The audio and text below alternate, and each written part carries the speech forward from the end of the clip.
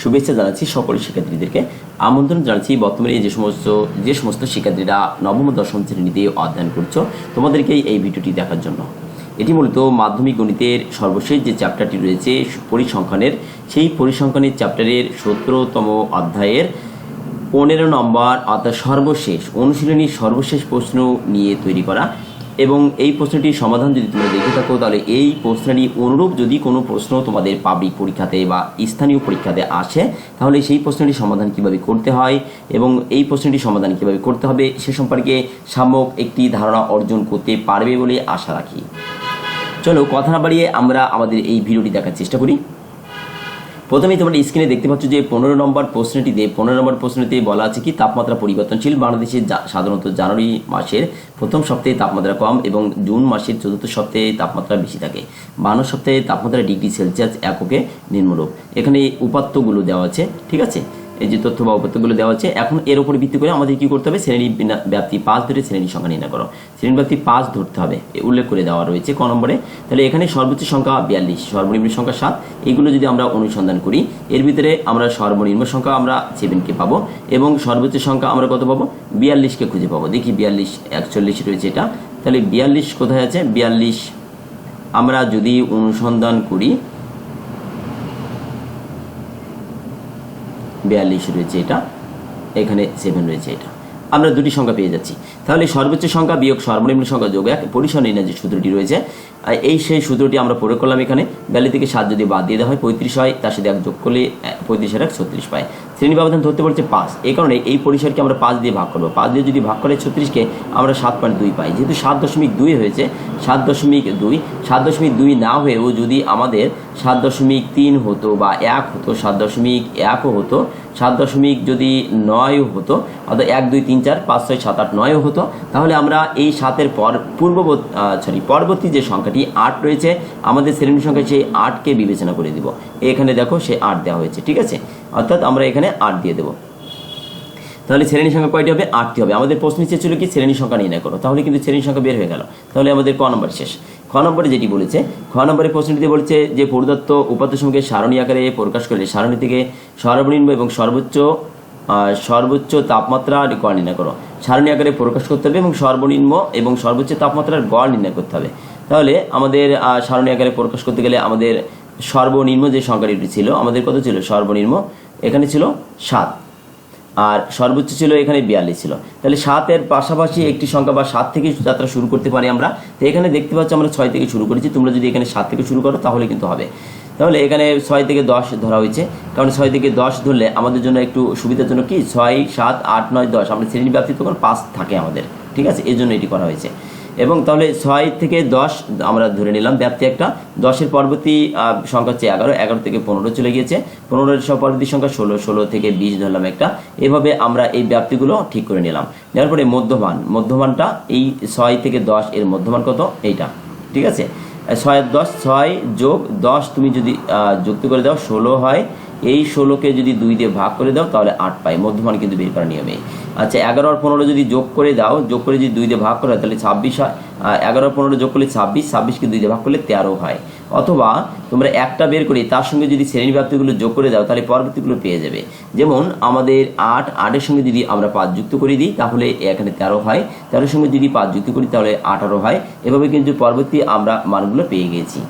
এখন আমাদের এই যে ট্যালি চিহ্ন, আমাদের তো মূল কাজ এটা না, মূল কাজ হচ্ছে এই মানগুলো তৈরি করে বের করতে হবে। তাহলে 6 থেকে 10 এর মধ্যে মান কয়টি পাবো আমরা, 6 থেকে 10 এর মান যদি আমরা অনুসন্ধান করি তাহলে দেখবে আমরা 6 থেকে 10, তাই না, 6 থেকে 10 এর ভিতরকার যে মানগুলো রয়েছে আমরা একটু দেখি। 6 থেকে 10, তাই না, 6 থেকে 10, 6 থেকে 10, 6 থেকে 10, এখানে 10 একটি পেয়েছি, 9 একটি পেয়েছি, 7 একটি পেয়েছি। 6 থেকে 10 দেখি এর ভিতরে আর কিছু আছে কিনা। 6 থেকে 10, 6 থেকে 10, তাহলে 6 থেকে 10, 6 থেকে 10 কয়টি পেলাম আমরা, 6 থেকে 10 পেয়েছি যেহেতু, তাহলে 4টি মান আমরা পেয়ে গেছি। কয়টি মান, 4টি মান পেয়েছি। তাহলে আমাদের এই সংখ্যাটি হবে কত, 4, গণসংখ্যা কত হবে 4, যেহেতু এখানে 4টি হবে আমাদের এখানে আরেকটি দাগ হবে এখানে, তাহলে গণসংখ্যা পাচ্ছি কত 4। অনুরূপভাবে যদি আমরা খোঁজ করি 11 থেকে 15 এর ভিতরে যদি পাই তাহলে আমরা 5টি সংখ্যা পাবো। অনুরূপভাবে যদি 16 থেকে 20 অনুসন্ধান করি এই ব্যাপ্তির ভিতরে কয়টি সংখ্যা বিদ্যমান, তাহলে আমরা 8টি পাবো। এভাবে যদি আমরা আগাই 5 5 10 আর 3 13টি পাবো, 5 আর 4 9টি পাবো। 5টি অর্থাৎ ট্যালি চিহ্নের মাধ্যমে দাগ দিয়ে দেওয়া হয় এবং পরবর্তীতে গণসংখ্যাতে মূল সংখ্যাকারে লেখা হয়। এই সংখ্যাগুলি আমরা পেয়ে যাচ্ছি। এইবার আমাদের কাজ হচ্ছে কি, আমরা যেহেতু গড় নির্ণয় করতে বলছে, তাহলে গড় করতে গেলে আমাদের এই যে মধ্যমান আর এই যে গণসংখ্যা এইগুলো আমরা গুণ করে দিব। 8 আর 4 গুণ করলে 4 8 32, 5 13 65, এই যে 8 18 144, এভাবে যদি গুণ করি তোমরা গুণ সরাসরি করতে পারবে বা ক্যালকুলেটর ব্যবহার করে গুণগুলো ব্যবহার করবে। কেন আমরা এই পদ্ধতি গুণ করলাম, আমাদের কিন্তু উল্লেখ করে দেওয়া আছে আমরা কিন্তু সংক্ষিপ্ত পদ্ধতি গুণ করতে পারতাম, গড় নির্ণয় করতে পারতাম, কিন্তু এখানে বলছি কি উপাত্তের সারণী আকারে প্রকাশ করে সারণী থেকে সর্বনিম্ন এবং সর্বোচ্চ তাপমাত্রার গড় নির্ণয় করো, সর্বনিম্ন এবং সর্বোচ্চ তাপমাত্রার গড়। তো এই কারণে এই পদ্ধতিটা অবলম্বন করা হয়েছে। যদি আমরা সংক্ষিপ্ত পদ্ধতি করি তাহলেও হবে, এটা সমস্যা নয়। তোমরা সংক্ষিপ্ত পদ্ধতি করতে গেলে একটু বড় হয়ে যাবে মূলত অঙ্কটি। তাহলে এখানে আমরা এইভাবে এই যে 1271 পাচ্ছি মোট মিলে, অর্থাৎ সামেশান, এটা মূলত সামেশান দিয়ে দেবো i = 1 to k summation a pi xi = 1271কে আমরা এই 52 দিয়ে ভাগ করে দিব, অর্থাৎ n এর মান, n বলতে এখানে 52 বোঝাচ্ছে। তাহলে এই মান বের করে দিলে আমরা 24.40 পেয়ে যাচ্ছি, 24.40 পেয়ে যাচ্ছি। এবার আমাদের বলছে যে উপরের প্রাপ্ত সারণী ব্যবহার করে আয়তলেখ অঙ্কনের মাধ্যমে পুরুষরূপ নির্ণয় করো। যদি আমরা এটা বের করতে চাই তাহলে এই যে উপরের উপাত্ত যেহেতু ব্যবহার করতে বলছে, তাহলে আয়তলেখ অঙ্কন করতে হবে। আয়তলেখ অঙ্কন করতে গেলে আমাদের অবিচ্ছিন্ন করে নিতে হবে। কি করবো আমরা? অবিচ্ছিন্ন। এই ব্যাপ্তিটা কিন্তু আসলে অবিচ্ছিন্ন নয়। কেন নয়, কীভাবে বুঝলাম? দেখো এখানে 6 থেকে 10, 10-এর পর থেকে শুরু হয়েছে, 11 থেকে শুরু হয়েছে আবার, অর্থাৎ মাঝখানে যে 10.1, 10.2, 10.3 এভাবে 10.9 পর্যন্ত যে সংখ্যাগুলো রয়েছে সেগুলো কিন্তু এর ভিতরে ধরা পড়ছে না। এই জন্য আমাদের একটা অবিচ্ছিন্ন করে নিব। অবিচ্ছিন্ন করতে গেলে আমাদের 10 আর 11 যুক্ত করে নেব। 10 আর 11 যদি আমরা যোগ করি, 10 যোগ 11 সমান আমরা 21 পাই। 21কে যদি আমরা 2 দিয়ে ভাগ করি তাহলে আমরা কত পাই? 10.5 পাই। এই যে 10.5 আমরা 10 আর 11 এই দুইজনের জায়গাটিতে এই 10.5 লিখে দিলাম। অনুরূপভাবে এটাও এই 15 আর 16 যদি যুক্ত করে পাই তাহলে 15.5, এই যে এটা পেয়ে যাচ্ছে। ঠিক আছে, যদি আমরা গড় করি তাহলে অবিচ্ছিন্ন ছিলেন এটা পেয়ে যাচ্ছে। এই 5.5 কি করে তৈরি করব?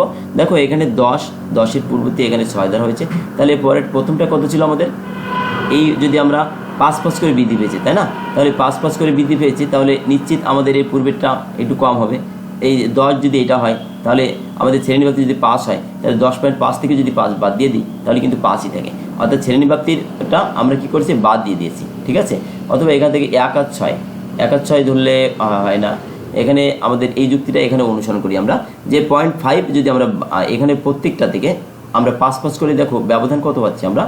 5 শ্রেণীব্যাপ্তি যেটা রয়েছে সেটা যদি আমরা এর সঙ্গে যুক্ত করে দিই তাহলে কিন্তু এটা পাচ্ছি, এর সঙ্গে যদি যুক্ত করে দিই এটা পাচ্ছি, এর সঙ্গে যুক্ত করলে এটা পাচ্ছি। ঠিক আছে, এভাবে পাচ্ছি। অর্থাৎ 5 যদি আমরা এই 10 থেকে বাদ দিই তাহলে এটা পাচ্ছি, এর থেকে এটা 5 কম, তাহলে এর থেকে এটা 5 কম হবে। ঠিক আছে, সেই হিসাবে আমরা এটা বের করে নিয়েছি।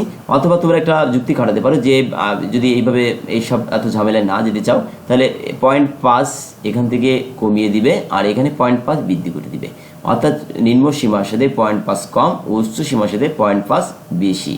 এটা যদি এই পদ্ধতিতে যাও তাহলে কিন্তু তোমরা এটা আরও সহজে হিসাব করতে পারবে। তাহলে এই পদ্ধতিতে আমরা মনে করে গিয়েছি, যাওয়ার পরে এই গণসংখ্যাগুলো যা তাই লিখে দিলাম। এখন আমরা এই তথ্যটিকেই আমাদের ছক কাগজে স্থাপন করব। তা প্রথমেই দেখো 5.5 থেকে শুরু করে 10.5, আমরা একবার লিখব 10.5, তাহলে 5.5 থেকে 10.5, এরপরে আমরা ধাপে ধাপে এই সংখ্যাগুলো 5.5 থেকে 10.5, 15.5, 5 করে দিয়েছি। তাহলে ব্যাপ্তি এখানে কত? 5, ঘরটি কত? 5। তাহলে আমরা x অক্ষ বরাবর 1 ঘর সমান 1 একক দিয়েছি, আর y অক্ষ বরাবর উপরের দিকে যে y অক্ষ বরাবর যে দিক দিয়ে আমরা গণসংখ্যা বসাবো সেই দিক দিয়ে কিন্তু কি করছি? এই বরাবর গণসংখ্যা হবে, সেই দিক দিয়ে আমরা কিন্তু 2 ঘর সমান 1 একক ধরেছি, এবং 2 ঘর সমান এককের কথা লেখা আছে এখানে। y অক্ষ বরাবর প্রতি 2 ঘরকে গণসংখ্যার 1 একক ধরে আয়তলেখ আঁকা হলো। মূলবিন্দু থেকে 5.5 পর্যন্ত ঘরগুলো আছে বুঝতে ছেদচিহ্ন দেখানো হয়েছে। যদি তুমি মূলবিন্দু থেকে 5.5 ছেদচিহ্ন যদি এখানে নাও দাও কোনো সমস্যা নাই, কারণ এখানে 5টি ঘরে রয়েছে, আমাদের 5টি ঘরে রয়েছে 5.5। ঠিক আছে, আমরা যদি দিয়ে দিই তাও হবে, কারণ তবে মাত্র 0.5 নিয়ে একটু ঝামেলা হয়, কিন্তু তারপরে সমস্যা নেই, তোমরা দিলে হবে। আর যদি এটা যেটা লেখা আছে এটা দিতে পারো, যে যেহেতু 0.5 রয়েছে সেই কারণে, কারণ এখানে 1 2 3 4 5 5টি ঘরকে আমরা 5 বলি, কিন্তু রয়েছে কত? এখানে 5.5। এই জন্য আমরা এখানে কি করব, ভাঙার চিহ্ন দিয়ে পূর্ববর্তী ঘর দেখিয়ে দিব। এখন এই বিন্দুগুলি আমরা বসিয়ে দিব এবার 6.5 থেকে 10.5 এর মধ্যে আমাদের গণসংখ্যা কত ছিল দেখে আসি আমরা। গণসংখ্যা ছিল 4, তাই না? এই 4টি আমরা এখানে লিখব। তাহলে 4-এর জন্য আমরা এই ঘর 1, এই ঘর 2, এই ঘর 3, এই ঘর 4। তাহলে 4-এর জন্য আমাদের এই পর্যন্ত ওঠে। তাহলে 4-এর জন্য এই পর্যন্ত ওঠে, 5-এর জন্য আমাদের এই পর্যন্ত ওঠে। ঠিক আছে, 5-এর জন্য আমাদের এই পর্যন্ত ওঠে। তাহলে এরপরে কত রয়েছে, 4 গেল 5, তারপরে রয়েছে আমাদের 4, 5, 8, 13, 9, 5, 6, 2, 8, 13 রয়েছে। তাহলে 8 রয়েছে, 8-এর জন্য এটা যদি 5 হয় তাহলে এটা হচ্ছে আমাদের 6, এটা হচ্ছে আমাদের 8, 5, এটা 7, এটা হচ্ছে 8। তার 8-এর জন্য আমরা পাচ্ছি এই ঘরটি পেয়ে যাচ্ছি। ঠিক আছে, অনুরূপভাবে 13-এর জন্য আমরা এটা পাচ্ছি। অর্থাৎ এই যে বিন্দুগুলো রয়েছে 5.5, 13.5, অর্থাৎ আমরা সর্বশেষ বিন্দুটা হিসেবে করছি। ঠিক আছে, 5.5 থেকে 10.5, 5.5 থেকে কত পাচ্ছি 10.5। এই ব্যাপ্তিতে 4 ছিল তাই 4 বসিয়েছি। 10.5 থেকে 5, 15.5, এই ব্যাপ্তিতে আমাদের 8 ছিল তাই 8 বসিয়েছি। এইভাবেই কিন্তু আগাচ্ছে। আমাদের এই ব্যাপ্তিতে যে মান সেই মান পর্যন্ত উপরের দিকে উঠবে গণসংখ্যার, এই ব্যাপ্তিতে যে মান সেই মান বরাবর উপরের দিকে উঠবে, এই ব্যাপ্তির মানটা উপরের দিকে উঠছে, অনুরূপভাবে এই ব্যাপ্তির মানটা উপরের দিকে উঠছে। কিন্তু প্রশ্ন আমাদের আরেকটি চেয়েছিল যে আমাদের পরচুরুক নির্ণয় করো, এখানে দেওয়া আছে। এই জন্য আমরা পরচুরুক যদি নির্ণয় করতে চাই তাহলে এই আয়তলেখ থেকে পরচুরুক নির্ণয় করতে চাইলে এইখান থেকে আমাদের এই যে পূর্ববর্তী শ্রেণীর এই যে বিন্দুটা রয়েছে আর এখানে এই যে বিন্দুটা রয়েছে, আমরা এই বরাবর একটি রেখা টেনে দেব এবং এই বরাবর এখানে একটি রেখা টেনে দেব। টেনে দিলে যে বিন্দুটিতে এটি ছেদ করবে সেই বরাবর নিচ বরাবর একটি রেখা টেনে দিব। টেনে দিলে আমাদের যে রেখাটি তৈরি হবে ওই রেখাটি হবে পরচুরুক মান, ওই রেখাটিকে হবে পরচুরুক মান। তাহলে আয়তলেখের মাধ্যমে কিভাবে পরচুরুক নির্ণয় করতে হয় তোমরা কিন্তু জেনে গেলে সেটা। তাহলে এই রেখাটি দেখো 20.5, 25.5 এর মিডিল দিয়ে যাচ্ছে। তোমরা যদি পেন্সিল স্কেল দিয়ে অঙ্কন করবে, এতে এই বরাবর একটা স্কেল ধরে এমনি দাগ দিয়ে দিবে, এই বরাবর দাগ দিয়ে দিবে, আর স্কেল ধরে এই বরাবর দাগ দিয়ে দিবে। যদি দাও তাহলে দেখবা যে 23.5 এই বরাবর এই বিন্দুটি ছেদ করছে। তাহলে এটা হচ্ছে 23.5, এটি হচ্ছে আমাদের পরচুরুক নির্ণয়। এটি ছিল এই ভিডিওটির সর্বশেষ চিত্র। এখন দেখো যেটা বর্ণনা দেওয়া হলো তার বা যেটা আমরা নির্ণয় করলাম, ওদের প্রথমে যে বর্ণনা ছিল ওটা চিত্র আয়তলেখের জন্য। এবার হচ্ছে আমাদের যে পরিচয় নির্ণয় করলাম তার একটি বর্ণনা। এখানে আয়তলেখতে দেখা যায় বেশি তাপমাত্রা 20 থেকে 25 এবং 25 থেকে 5 শ্রেণীতে, তাই পরিচয় নির্ণয়ের জন্য আয়তলেখের উপরিভাগের কৌণিক বিন্দু দ্বয় থেকে দুইটি আড়াআড়িভাবে রেখাংশের আগের ও পরের আয়তের উপরিভাগের কৌণিক বিন্দুর সাথে সংযোগ করা হয়েছে, যেটা কোণাকুণি। অর্থাৎ কৌণিক বিন্দু বলতে এই যে কৌণিক বিন্দু, এই বিন্দু, এই বিন্দু, এই বিন্দু, এই বিন্দুকে বলা হচ্ছে। এবং যেহেতু সবচেয়ে বেশি গণসংখ্যা উপরের দিকে উঠছে তাহলে পরিচয় এখানে থাকতে পারে। আমাদের যদি দেখো যদি আমাদের এই রেখাটা এখানে সর্বাধিক না ওঠে, যদি এখানে উঠতো তাহলে কিন্তু আমরা এখানেই দাগ দিতাম। ঠিক আছে, এখানে যদি আমাদের মনে করো এখানে উঠছে, এখানে ওঠে না, এখানে উঠছে না, তাহলে কিন্তু আমরা এখানে এই বিন্দুতে আমরা কিন্তু এখানে দাগ দিয়ে দিতাম, তখন কিন্তু পরিচয় এখানে চলে আসতো, তখন এই বরাবর কিন্তু আমাদের মানে তৈরি হতো। ঠিক আছে, যে এখানেই মাস মিডিলে তৈরি হবে তা না কিন্তু। তাহলে এখানে আগের কৌণিক বিন্দু সংযোগ রেখা হয়েছে, এদের ছেদ বিন্দু থেকে এক চক্রের উপর যে লম্ব টানা হয়েছে তাই এক চক্রকে 23.5 বিন্দুতে ছেদ করে, সুতরাং পরিচয় হলো 23.5। আমরা চলে যাচ্ছি সর্বশেষ এই অধ্যায়ের সর্বশেষ অংশে। তাহলে এই অধ্যায়ের সর্বশেষ আমরা কি বলতে পারি, সর্বশেষ যেটা মনে হলো যে গড়, মধ্যক, প্রচুরক, আয়তলেখ, অজীব রেখা বা বহুভুজ যেটি অঙ্কন করতে চায় না কেন আমাদের কতগুলো কমন বিষয় রয়েছে।